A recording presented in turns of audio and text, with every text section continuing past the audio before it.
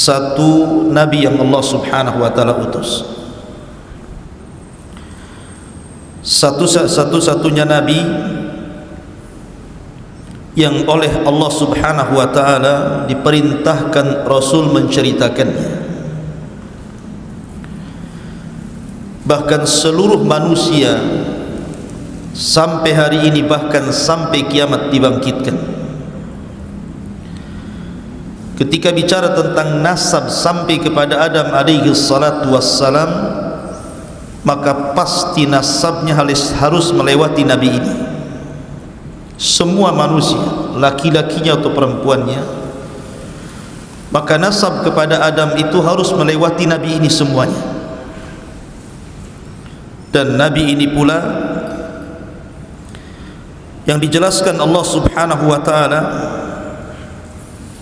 tentang metode berdakwah yang berliku-liku. Tidak ada satupun nabi yang dijelaskan dalam Al-Quran dengan metode dakwah yang bermacam-macam kepada kaumnya, tetapi kaumnya pun tidak ada yang beriman kecuali sedikit. Bahkan nabi ini pula yang diceritakan dalam Al-Quran satu-satunya disebutkan dengan anaknya yang kafir. Ya, di sana ada penyebutan Ibrahim dengan Ismail, akan tetapi kedua-duanya nabi. Sementara nabi ini bapaknya seorang nabi tapi anaknya kafir, disebutkan dalam Al-Quran. Bahkan nabi ini pula yang kemudian pertama kali memberantas kesyirikan yang ada di alam semesta. Siapa nabi yang kita akan bahas? Nabi Nuh alaihi salatu wassalam. Nuh alaihi salatu wassalam di dalam Al-Quranul Karim panjang lebar Allah jelaskan.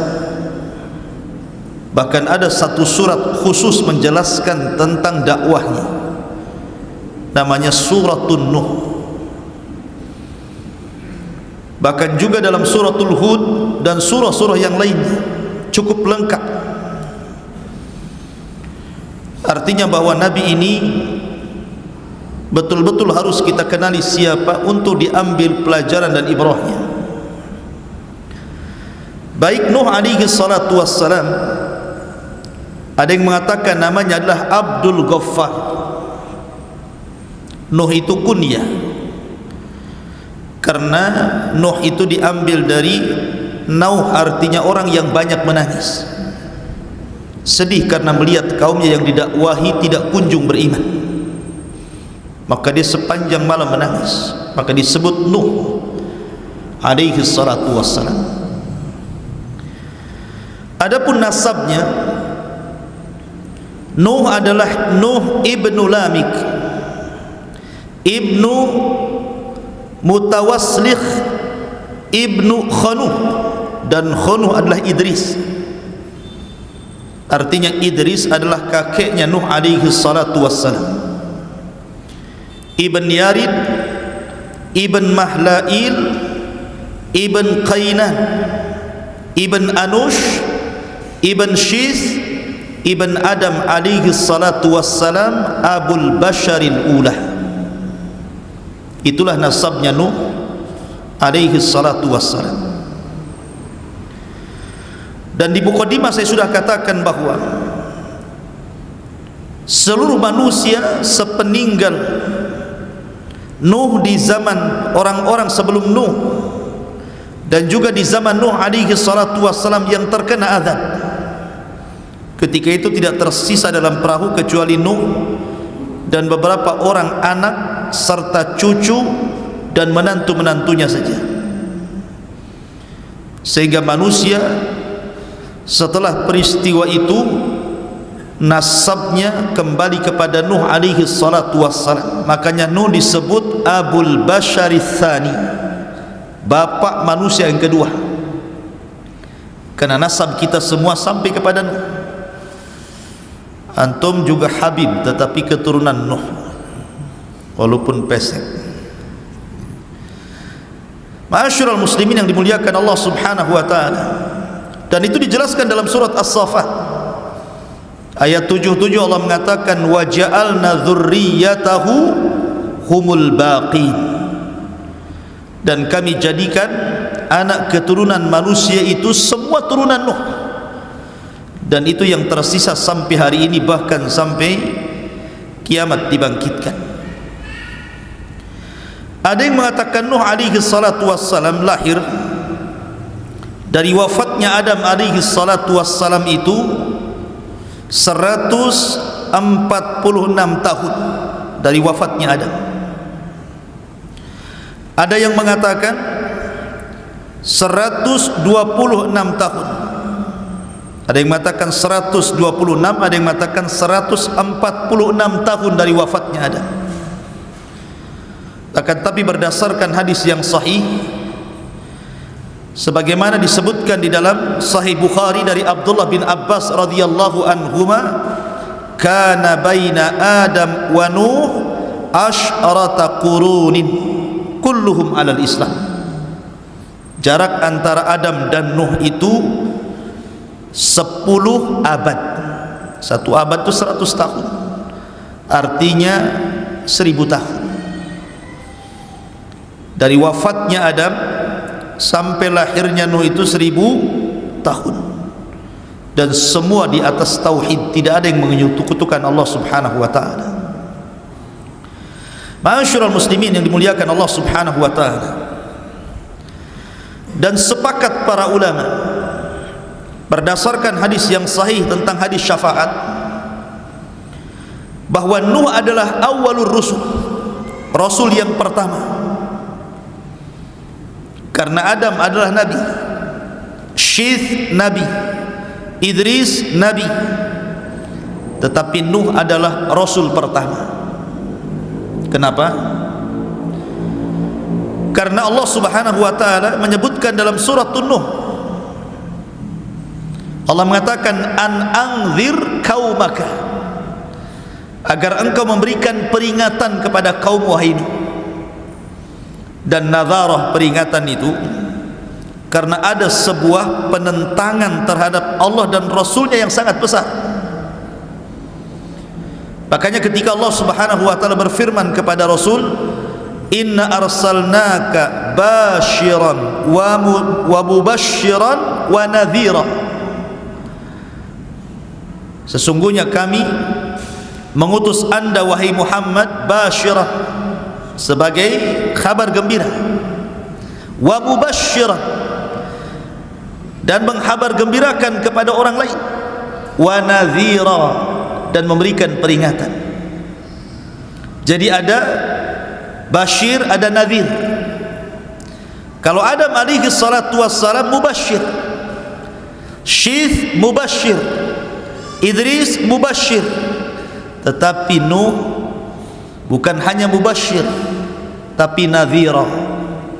An anzir qaumaka, disuruh memberikan peringatan, karena dia adalah rasul pertama yang memperingati manusia dari kesyirikan. Karena sebelumnya belum ada syirik. Adam diutus kepada anak-anaknya, tidak ada kesyirikan. Kemudian Syith diutus kepada saudara-saudaranya, tidak ada kesyirikan. Begitu juga Idris diutus kepada anak-anak pamannya, kerabat-kerabatnya, dan belum ada kesyirikan. Baru di zaman Nuh alaihi salatu wassalam, satu-satunya nabi yang diutus Allah untuk menyampaikan kalimat la ilaha illallah. Karena ketika orang berbuat syirik berarti melepaskan kalimat itu, berarti orang itu harus dikembalikan kepada tauhid dan harus mengucapkan kalimat la ilaha illallah. Tidak ada sesembahan yang berhak disembah kecuali Allah. Karena seruan ini hanya berlaku kepada orang-orang yang keluar dari Islam. Dan di zaman Nabi Adam, Nabi Syith atau Idris, tidak ada yang keluar dari tauhid. Ma'asyiral muslimin yang dimuliakan Allah Azza wa Jalla, maka dari sini berdasarkan hadis, fayatuna nuhan fayaquluna ya nuh innaka anta awwalar rusul ila ahli al-ardi. Maka manusia ketika di padang mahsyar mereka berangkat kepada Nuh untuk meminta syafaat. Kemudian setelah mereka di hadapan Nuh, manusia pun mengatakan, ya Nuh anta awwalur rusul, engkau adalah awal rasul, rasul pertama yang Allah utus ke dunia. Ishfa' lana ila rabbik, berikan syafaat untuk kami kepada Tuhan. Dari sini menunjukkan bahwa Nuh adalah awal rasul. Karena sering saya ulang-ulang tentang kisah keluarga Wad, tentang kisah keluarga Wad.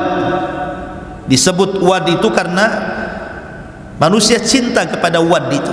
Dalam bahasa Arabnya Wad itu artinya cinta, mawaddatan wa rahmah kan itu. Karena orang-orang itu cinta kepada Wad, dan Wad itu masih kaumnya Idris sebelum Nuh alaihi salatu wassalam. Wad ini bukan nabi tetapi orang soleh, karena di zaman itu ketika Idris meninggal dunia tidak ada nabi lagi, sehingga hanya ada orang soleh saja yang mengajak manusia kepada kebaikan selama ditinggal para nabi. Rupanya Allah subhanahu wa ta'ala takdirkan Wad ini meninggal. Kemudian perjuangan Wad ini dilanjutkan oleh putranya yang namanya Suwa. Suwa pun dicintai manusia karena kebaikannya.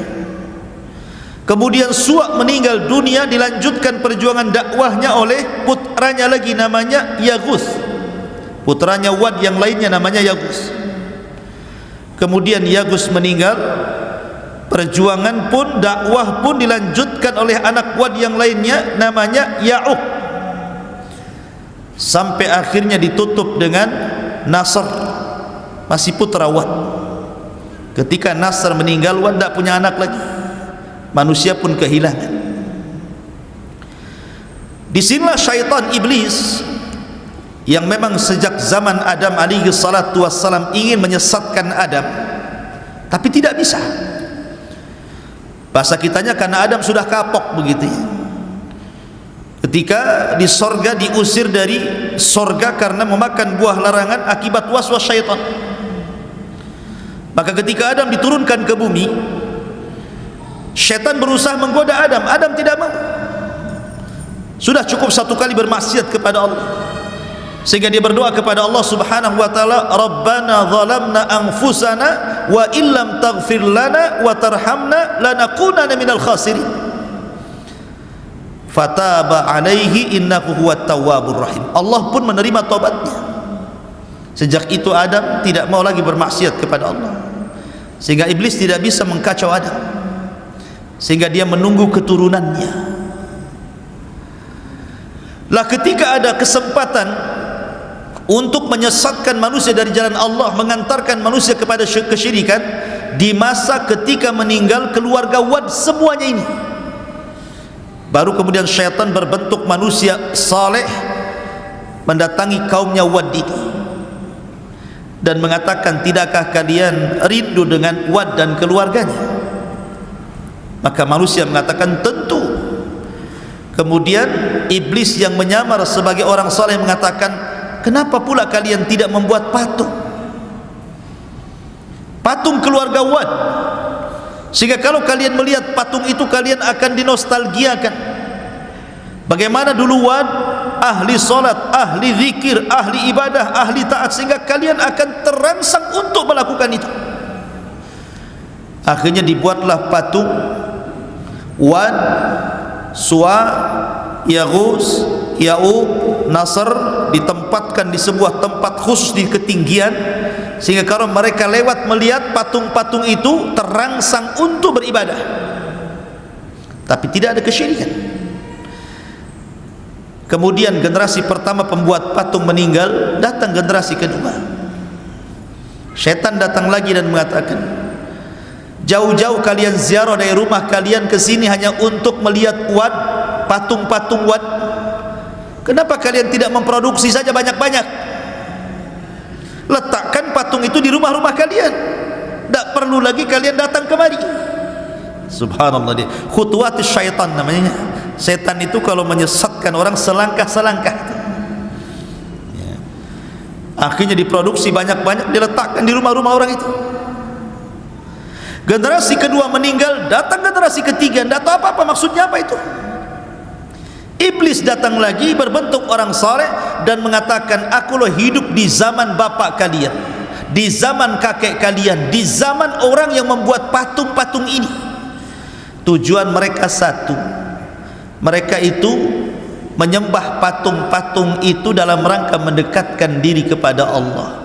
Dari sinilah terjadi kesyirikan pertama. Mulailah manusia menyembah Wad, patungnya Wad, patungnya Suwa, patungnya Yagus, Yauk dan Nasr. Sampai generasi berikutnya maka patung-patung itu dirubah menjadi patung-patung binatang. Ada yang mengatakan Wad itu patung manusia, Suwa itu patung kuda, kemudian Yagus itu patung berbentuk harimau, kemudian Yauk dan Nasr itu berbentuk burung gitu ya. Jadilah kemudian disembah di mana-mana. Lihat bagaimana cerdasnya syaitan untuk menyesatkan manusia dari tauhid menuju syirik. Makanya Allah mengatakan, kana nasu ummatan wahidah fakhtalafu faba'atsallahu an-nabiyyin. Dulu umat ini bersatu di atas tauhid. Sejak zaman Adam, Syith, Idris, semua bersatu di atas tauhid. Fakhtalafu, mulailah mereka bercerai-berai, mulailah mereka menyembah patung. Maka Allah utus ketika itu faba'atsallahu an-nabiyyin. Siapa nabi yang Allah utus? Nuh alaihi salatu wassalam. Maka dialah Rasul yang pertama memberantas kesyirikan. Ma'asyiral muslimin yang dimuliakan Allah Subhanahu wa ta'ala, kapan Nuh diutus menjadi Rasul? Kalau Nabi SAW diutus di usia 40 tahun. Ada yang mengatakan bahwa Nuh diutus ketika usianya 50 sanatan, 50 tahun. Ada yang mengatakan 350 sanah, 350 tahun usianya baru diutus menjadi Rasul. Ada yang mengatakan 480 sanatan, ketika usia beliau 480 tahun. Dan ini yang dikuatkan banyak ulama. 480 tahun Nuh diutus menjadi Rasul. Ya, karena usia dakwahnya saja 950 tahun. Berarti usianya di atas 1000. Kalau 950 tahun ditambah 480 tahun kemudian meninggal, berarti kurang lebih usianya 1400. Ada yang mengatakan 1500, ada yang mengatakan 1870 tahun gitu ya. Karena umat dulu itu selain usianya panjang-panjang, postur tubuhnya pun tinggi-tinggi. Makanya Adam alaihi salatu wassalam ketika Allah ciptakan berapa tingginya? 60 hasta. Satu hasta itu setengah meter. Kalau 2 hasta 1 meter. Kalau 60 hasta berarti 30 meter. Berapa nih tingginya masjid ini? Mungkin kalau Adam tidak bisa masuk masjid ini, pintunya kecil ya. Makanya kalau kita melihat peninggalan kaum Ad, kaum Samud yang sekarang masih ada itu, bangunan-bangunannya itu pintunya tuh tinggi-tinggi tuh. Ada yang 10 meter, ada yang 20 meter itu. Menunjukkan bahwa orang dulu itu fisiknya pun tinggi-tinggi, badannya besar-besar, otomatis juga usianya panjang-panjang lah. Tetapi makin kesini makin posturnya makin kecil, makin kecil, makin kecil, ya usianya pun dikurangi sampai Rasul mengatakan a'maru ummati baina sittina wa sab'in. Usia umatku berkisar 60 sampai 70 tahun saja, sedikit yang melewati itu ya. Ma'asyiral muslimin yang dimuliakan Allah Subhanahu wa taala. Adapun keluarganya, Nuh alaihi salatu wassalam itu memiliki 4 putra. Pertama namanya Syam, kemudian yang kedua namanya Ham, kemudian yang ketiga namanya Yafis. Syam, Ham, Yafis, ini semua mengikuti dakwah ayahnya, masuk Islam. Hanya satu yang Allah Subhanahu wa ta'ala takdirkan tidak ikut ayahnya, tapi ikut agama kaumnya, namanya Kan'an. Dia tidak ikut bapaknya. Kenapa? Karena pengaruh buruk ibunya. Makanya penting mencari pasangan itu yang baik. Karena kalau antum memiliki istri yang buruk akan mempengaruhi kepada keburukan anak antum. Lihat kepada istri Nuh alaihi salatu wassalam, satu-satunya, bahkan satu di antara 2 istri Nabi yang dijadikan percontohan kepada orang-orang kafir. Wa daraballahu mathala lilladzina kafaru imra'atah, dan Allah jadikan permisalan terhadap orang-orang kafir 2 perempuan. Perempuan siapa? Imra'atu Nuhin wa imra'atu Lut. Imra'atu Nuhin wa imra'atu Lut, istri daripada Nuh dan istri daripada Lut, dua-duanya kafir, padahal suaminya Nabi. Maka karena keburukan akhlak istrinya Nuh, turun kepada turun kepada anaknya Kan'an, dua-duanya kufur. Subhanallah, ya. Nuh diuji dengan istri dan 1 anaknya ini. Padahal Nuh sudah berusaha menyelamatkan anak loh ya. Ketika dia di atas perahu, dia lihat Kan'annya sudah lari-lari ke bukit tinggi-tinggi untuk menyelamatkan dari banjir. Nuh sudah berteriak, ya bunayyar kam ma'ana, anakku naik ke perahu, karena tidak ada yang selamat hari ini. Tapi anaknya mengatakan, sa'awi ilal jabal, hendak saya akan cari tempat yang paling tinggi. Emang sampai di mana banjir ini katanya. Tetapi Nuh mengatakan, wahai anakku, tidak ada yang selamat hari ini. Pasti air ini akan melewati setinggi manapun gunung yang ada di sini.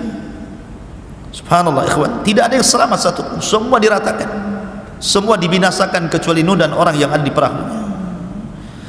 Ma'asyiral muslimin yang dimuliakan Allah Azza wa Jalla. Adapun tentang masalah perahu Nuh alaihi salatu wassalam, Nuh alaihi salatu wassalam dijelaskan. Jadi ketika pada tanggal 10 dari bulan Rajab, berarti bulan Rajab kemarin, sekarang sudah masuk Sya'ban. Jadi Nuh alaihi salatu wassalam naik ke atas perahu, maka mereka pun kemudian berada di atas perahu itu. Ada yang mengatakan mi'ah wa khamsina yauman, 150 hari. Jadi Nuh berada di atas perahu itu 150 hari, diombang-ambing ombak sana sini gitu ya, sampai akhirnya kapal itu bersandar di Bukit Judi Irak selama 1 bulan. Ketika bersandar itulah kemudian Nuh mengutus beberapa burung. Datang burung kemudian memakan daun zaitun, oh berarti sudah surut. Kemudian diutus burung lagi, rupanya tapaknya ada tanahnya, oh berarti sudah sampai ke bumi surutnya. Setelah 1 bulan di atas perahu itu baru kemudian turun. Maka dari situlah kemudian kehidupan manusia dimulai setelah Allah hancurkan semuanya sejak zaman Adam alaihi salatu wassalam. Akhirnya kemudian Nuh alaihi salatu wassalam, selama itu pas di bulan Muharram, ada yang mengatakan tanggal 10, kemudian Allah selamatkan dari banjir bandang yang sangat besar. Taib, ma'asyiral muslimin yang dimuliakan Allah Azza wa Jalla, saya tertarik menceritakan Nuh ini dari sisi dakwahnya saja. Jadi malam ini kita akan banyak bercerita tentang sisi dakwah Nuh alaihi salatu wassalam yang menarik. Karena Nuh ini menggunakan metode dakwah itu luar biasa. Luar biasa. Berbagai macam metode dilakukan Nuh akan tapi memang hidayah milik Allah. Dan saya ambil dari satu surat full, surat Nuh alaihi salatu wassalam. Kita baca ayat per ayat dan kita terangkan sekedarnya. Allah Subhanahu wa taala berfirman di dalam Al-Qur'anul Karim, inna arsalna Nuhan ila qaumi, sesungguhnya kami utus Nuh kepada kaumnya. Maknanya begini, antum kalau hendak berdakwah di sebuah daerah, kalau yang menjadi seorang dai, seorang ustaz atau penyuruh kebaikan itu adalah putra daerah, tentu akan mudah berdakwah. Mendakwahinya itu akan mudah, pengaruhnya akan banyak. Berbeda kalau seandainya saya bukan putra daerah, diutus kepada daerah tertentu, ya ada yang berhasil, ada yang tidak. Begitulah para nabi. Kalau nabi diutus itu biasanya diambil dari kaum yang akan didakwahinya. Makanya Allah Subhanahu wa taala mengatakan, wa ila adin akhahum Hud, dan kepada kaum Ad saudara mereka diutus Hud. Wa ila Tsamud akhahum Saleh, dan kepada kaum Tsamud saudara mereka Saleh diutus. Wa ila Madyan akhahum Syuaib, kepada Madyan saudara mereka diutus Syuaib. Artinya bahwa setiap nabi dan rasul itu dibangkitkan dari kaumnya. Supaya apa? Supaya mudah diterima. Karena mereka mengetahui kepribadian nabi itu sejak kecil, remaja, dewasa, sampai diangkat jadi nabi.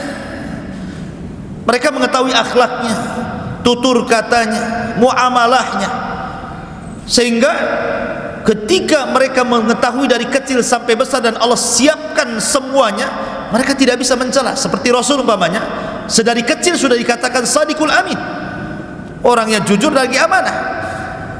Tidak bisa mencela Nabi dari segi akhlak, mereka hanya bisa mencela dari segi ajaran saja. Maka Nuh diutus dari kaumnya sendiri.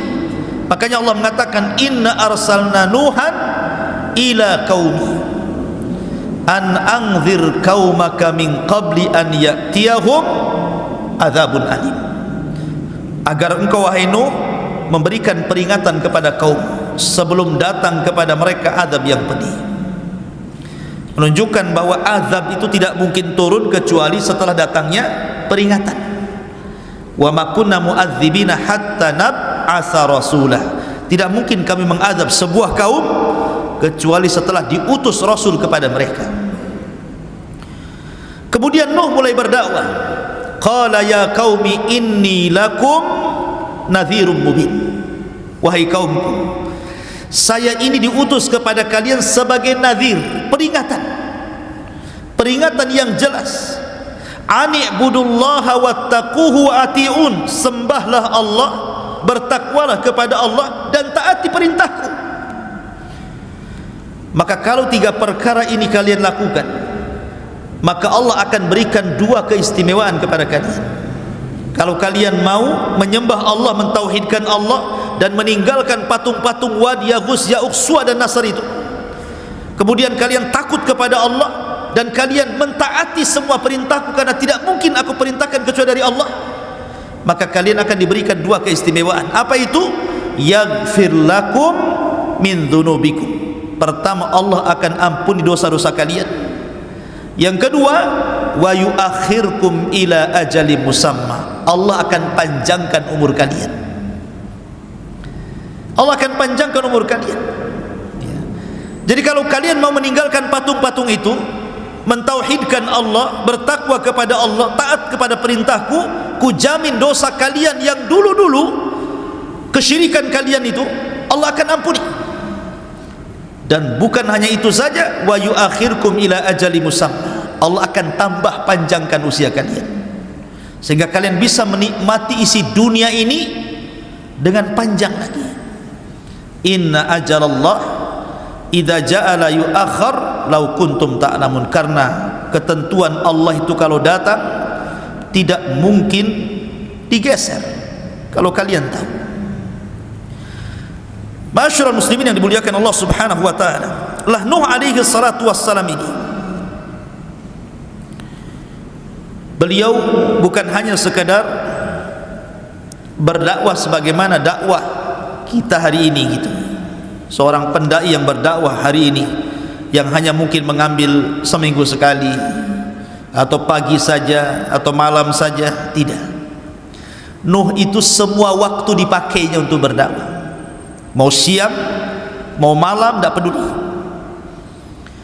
Dan itu diceritakan oleh Nuh sendiri dalam Al-Quran. Qala rabbi inni da'autu qaumi laylan wa nahara. Ya Rabb, sesungguhnya aku mendakwahi kaumku siang dan malam. Subhanallah, 950 tahun berdakwah kepada kaumnya siang dan malam.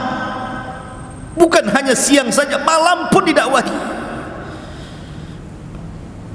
Bukan hanya itu saja, falam yazidhum du'ai illa firara.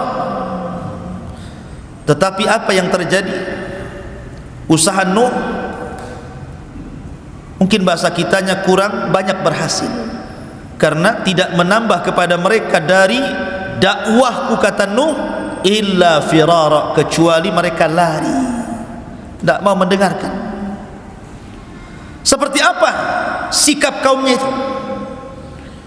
Allah mengatakan, wa inni kullama da'autuhum litaghfira lahum ja'alu asabi'ahum fi adhanihim wastaghshaw thiyabahum wa asarru wastakbaru istikbara. Dan saya setiap kali mendakwahi mereka kaumku, kata Nuh, agar mereka meninggalkan patung-patung itu, kesyirikan mereka, dan meminta ampun kepada Allah Azza wa Jalla. Apa yang terjadi?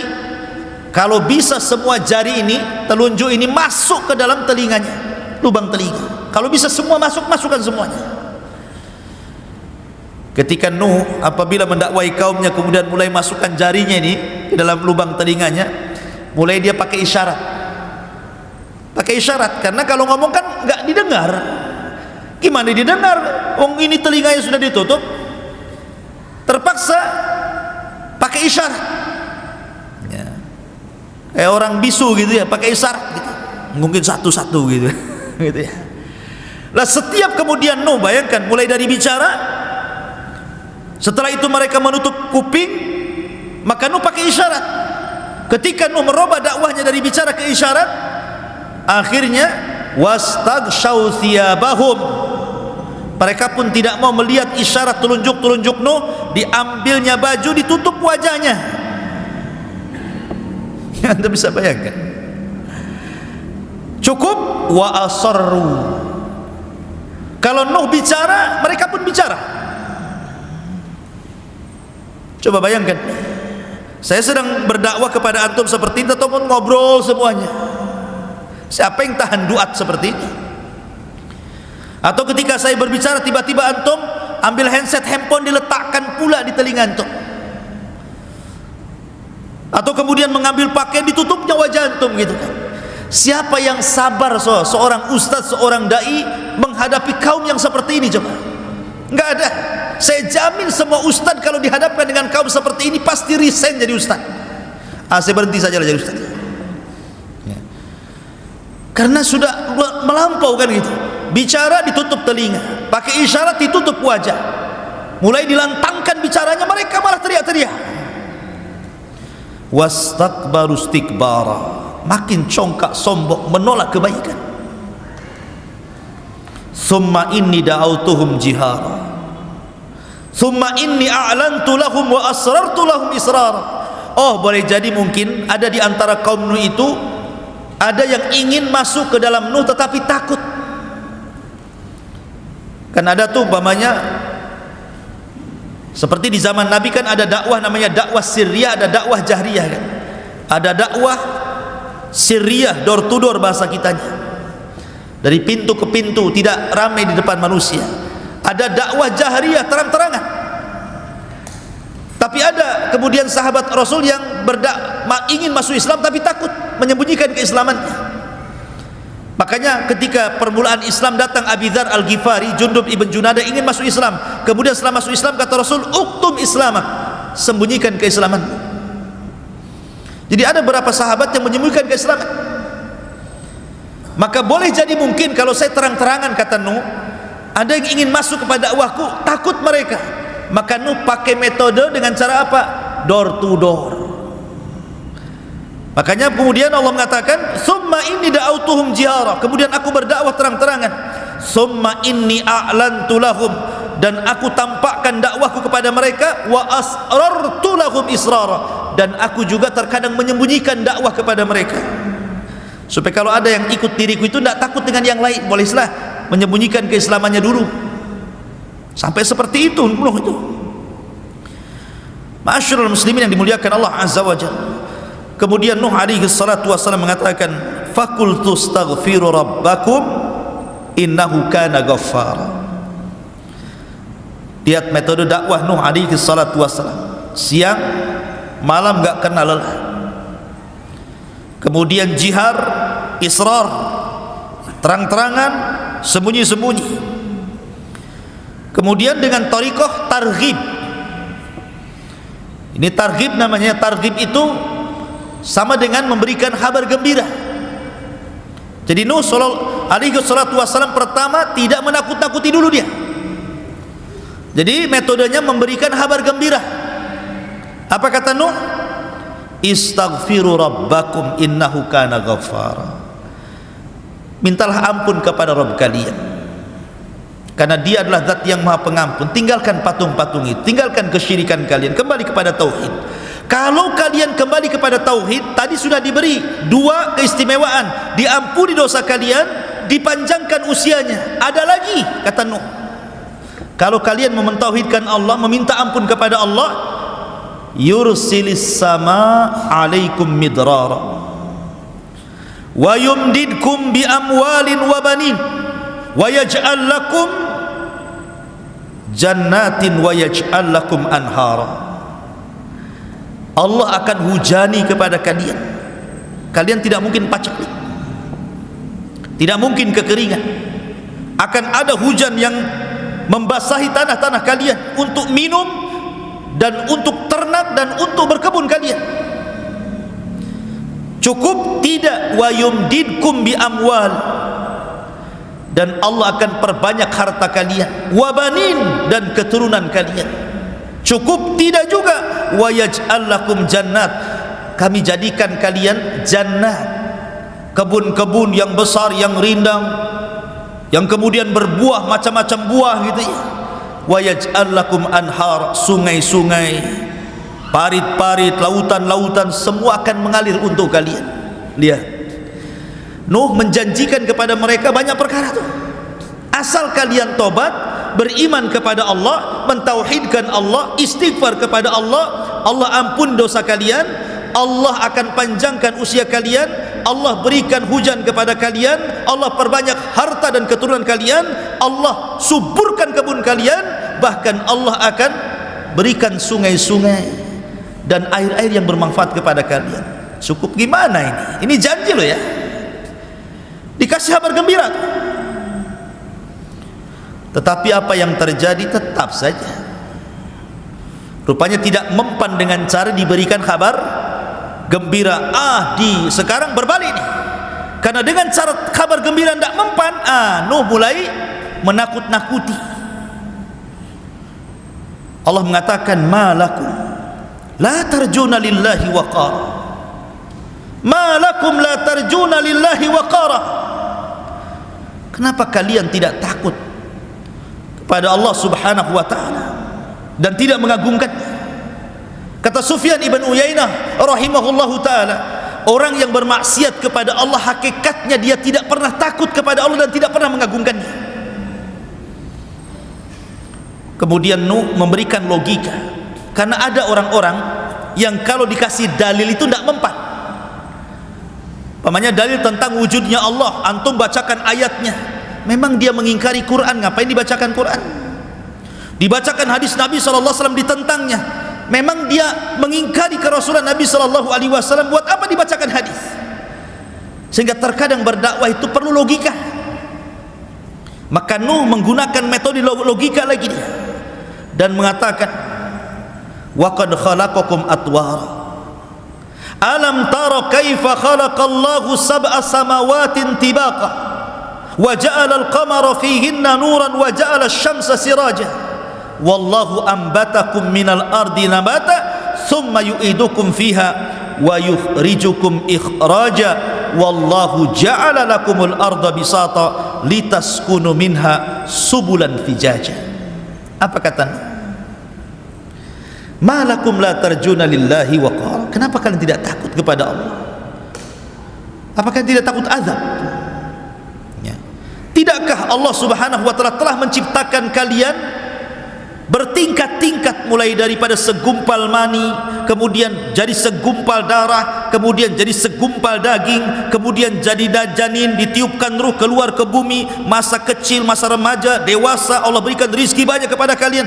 Siapa yang membuat engkau seperti itu kalau bukan Allah? Ya. Alam taro kaifa khalaqallahu sab'as samawatin tibaqa. Tidakkah kau lihat langit? Berapa lapis langit ke atas itu? 7 lapis. Tidak mungkin langit itu juga ada. Pasti ada yang menciptakannya. Siapa yang menciptakannya kalau bukan karena Allah? Wa ja'ala al-qamara fihinna nuran wa ja'ala asy-syamsa siraja. Atau kau tidak lihat bulan yang bercahaya? Begitu juga matahari yang terang benderang. Coba kalau seandainya malam ini dibuat sampai kiamat, siapa yang bisa mendatangkan terang? Atau siang dibuat sampai kiamat, siapa yang akan mendatangkan gelap? Sementara sekarang ada siang ada malam, lah siapa yang memutar balikan ada siang ada malam ini? Apa berputar sendiri begitu? Tidak. Makanya kenapa Abi Hanifah, sering saya ceritakan teman antum, ketika berdebat dengan orang-orang Sumaniyin, para penyembah dahri, orang-orang ateis, orang-orang yang tidak mengakui adanya Tuhan, kemudian mengajak berdebat kepada Abi Hanifah. Kata Abi Hanifah, kalau kita berdua berdebat percuma.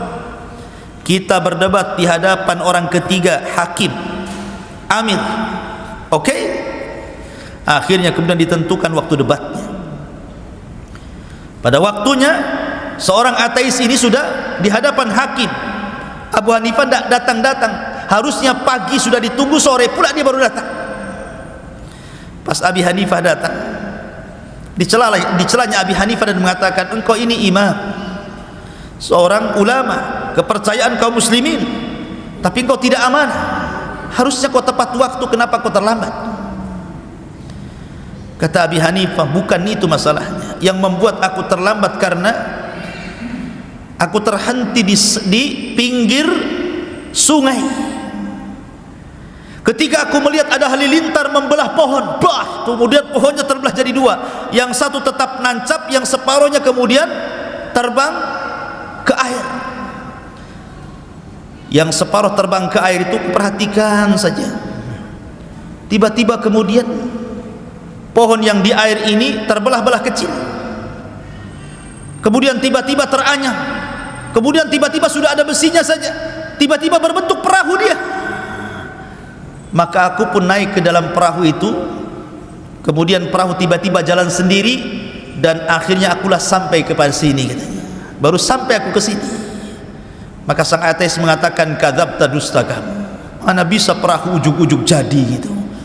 Ya, harus diserut dulu, kan gitu ya, dirangkai dulu, dipaku dulu, ujug-ujug jadi gitu aja perahu gitu kan.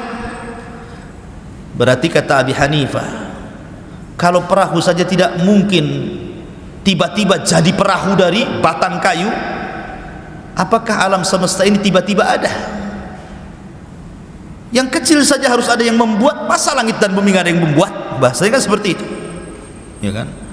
Ma'asyiral muslimin yang dimuliakan Allah Azza wa Jalla, wallahu ambatakum minal ardi nabata, dan Allah yang menumbuhkan kalian dari bumi, untuk kalian dari bumi nabat, tumbuh-tumbuhan, sayur-sayuran, macam-macam. Tsumma yu'idukum fiha wa yukhrijukum ikhraja. Kemudian Allah kembalikan kalian, maksudnya Allah wafatkan kalian, wa yukhrijukum ikhraja, kemudian Allah keluarkan dan bangkitkan kembali pada hari berbangkit nanti. Wallahu ja'ala lakumul arda bisata, dan Allah telah jadikan bumi ini terhampar sehingga kita bisa berjalan dengan tenang, ya. Litaskunu fiha, litaskunu minha, agar engkau bisa tinggal di bumi yang datar itu, subulan fijaja, bahkan bisa berjalan ke sana kemari. Ini namanya dalilul akli, namanya dalil akal tentang wujudnya Allah Subhanahu wa taala. karena mereka menyekutukan Allah. Maknanya begini, Nuh itu mau mengatakan seperti ini sebenarnya.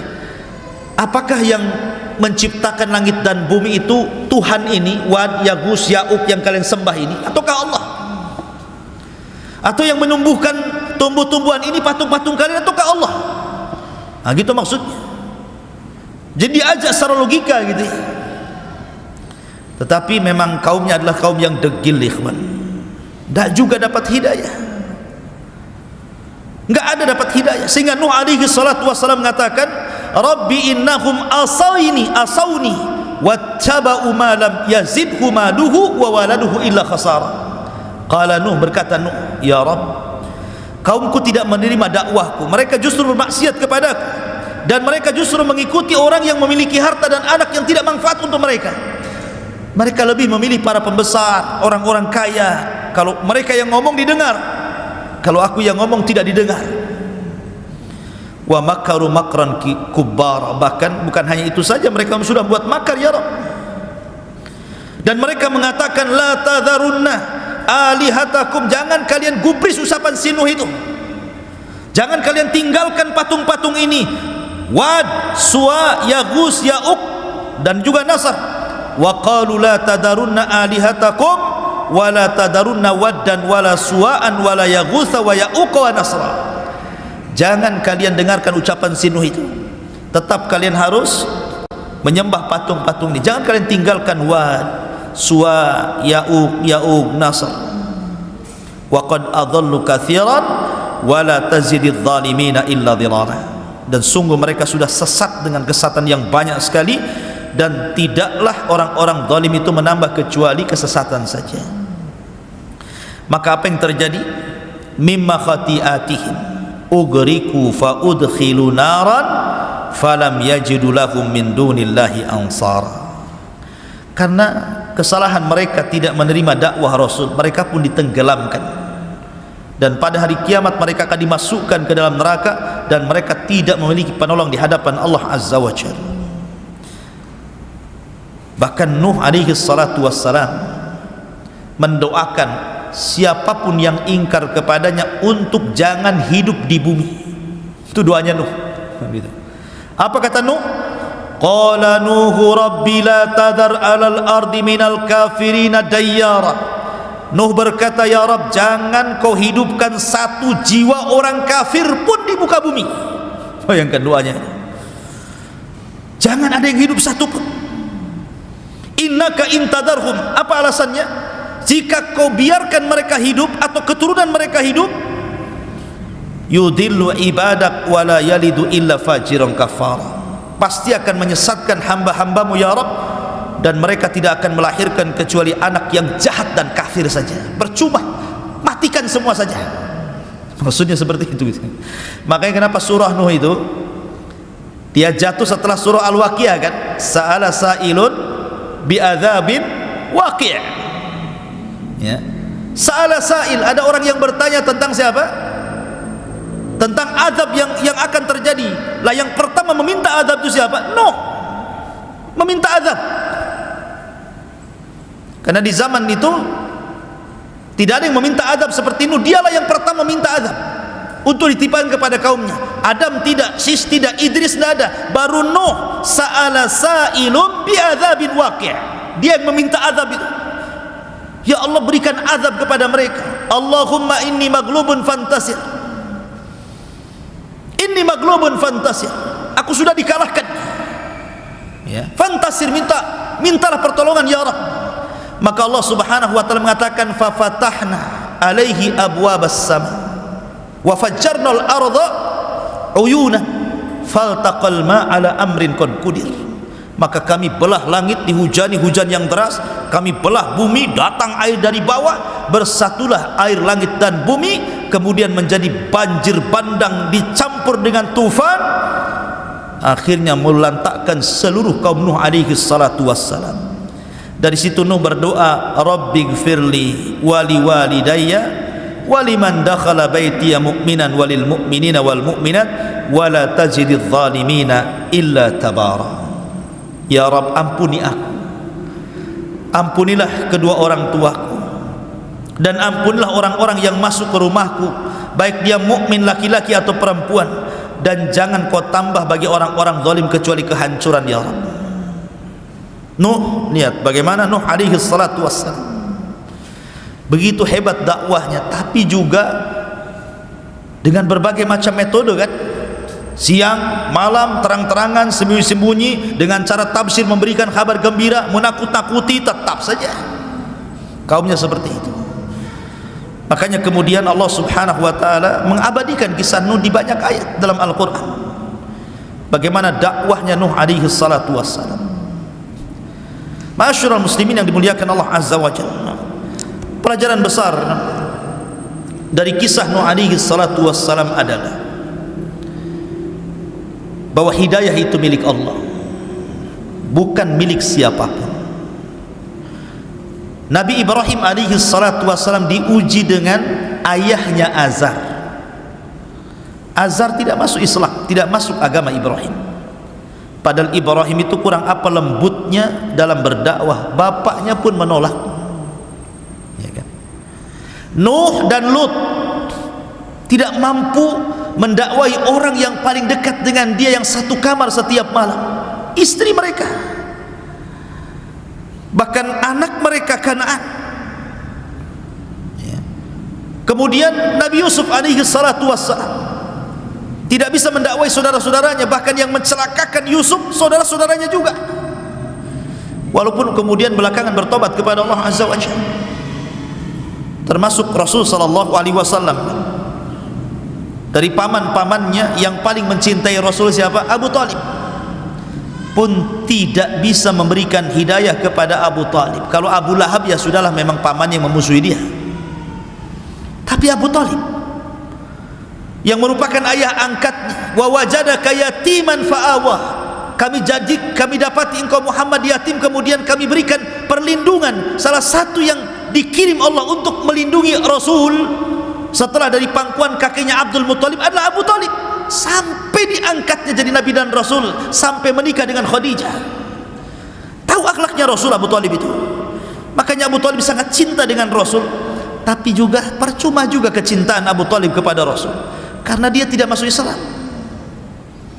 Ya, Rasul dihadapkan dengan Abu Talib, saling mencintai, Rasul mencintai Abu Talib, Abu Talib mencintai Rasul, tapi tidak menjadikan Abu Talib selamat dari neraka kan? Menunjukkan bahwa hidayah itu milik Allah. Tetapi walaupun hidayah milik Allah, ada tugas bagi kita semua, sampaikan hidayah Allah lewat hidayah kita, hidayatul irsyad. Jadi tugas kita ini menyampaikan hidayah Allah kepada mereka. Soal mereka sadar, mereka tidak sadar, itu urusan Allah. Taufik itu milik Allah azza wa jalla. Tapi jangan berhenti dari dakwah, karena terkadang orang itu diuji dari orang dekat.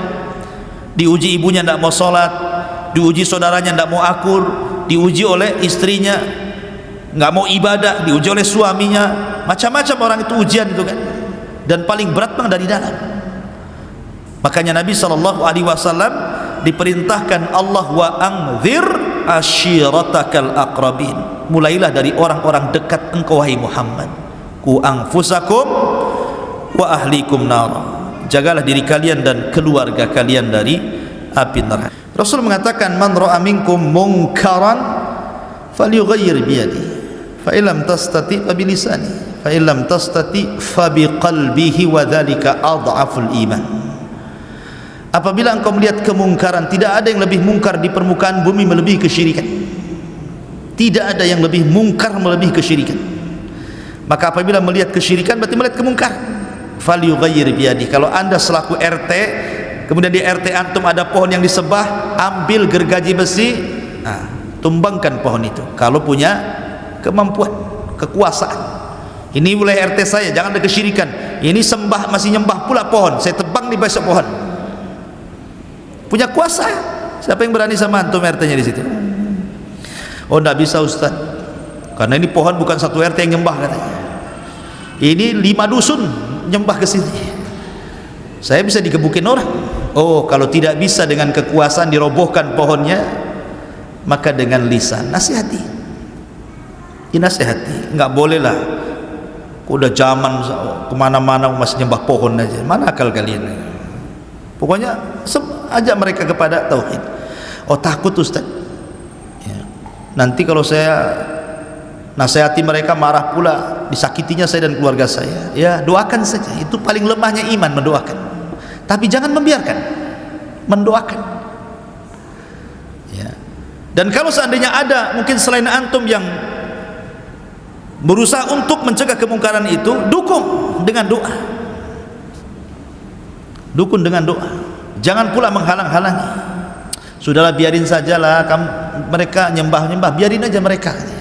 Jangan pula antum mengatakan seperti itu. Karena di masyarakat ini ada 3 kelompok biasanya: pelaku maksiat, orang yang mencegah maksiat, dan yang ketiga orang yang menghalangi kepada orang yang menghalangi maksiat. Sudahlah, nggak usah rame, biarkan dia yang maksiat, apa urusan antum dengan dia. Kan ada orang kayak gitu itu ya. Maka orang itu sama dengan pelaku maksiat tuh, karena membiarkan kemaksiatan berlangsung. Sebab kalau antum diam dan tidak ada yang bicara tentang itu, kapan manusia tahu yang hak dengan yang batil? Dan kalau tetap diam kemudian sampai Allah turunkan azab, jangan salahkan. Wattaqu fitnatal la tusibanna alladziina zalamu minkum khassah. Allah itu kalau sudah menurunkan azab, itu yang kena bukan hanya orang zalim saja, tapi orang baik pun kena juga di situ ya. Berarti untuk mencegah supaya orang-orang saleh itu tidak terkena, maka bukan hanya menyuruh manusia kepada kebaikan saja, tapi coba cegah manusia dari kemungkaran. Memang berat. Kalau dakwah menyuruh manusia kepada kebaikan ringan, salat yuk ringan. Oh jangan tuh syirik itu, oh, berat tuh ya kan. Kalau sudah melarang-larang orang itu maka berat, karena konsekuensinya juga berat. Makanya tidak ada para nabi dan rasul kecuali punya musuh dari setan jin dan setan manusia, pasti dimusuhi. Makanya Waraqah ibn Naufal mengatakan kepada Rasul ketika berjumpa pertama dengan Jibril, sehingga ketakutan akhirnya minta diselimuti Khadijah. Akhirnya Khadijah membawa kepada Waraqah ibn Naufal. Kata Waraqah ibn Naufal, ya Khadijah, siapapun yang membawa ajaran seperti yang dibawa suamimu ini, maksudnya Rasulullah, pasti akan mendapatkan ujian. Dalam riwayat pasti akan disiksa, akan diazab ya, akan mendapatkan hal-hal yang bisa menyakiti dia. Karena dakwah tauhid ini bukan dakwah yang mulus ya, pasti ada saja musuh-musuh yang berusaha untuk menghalang-halang sejak zaman Nabi sampai hari ini, bahkan sampai kiamat. Tapi memang harus disampaikan, jangan diam dari kemungkaran.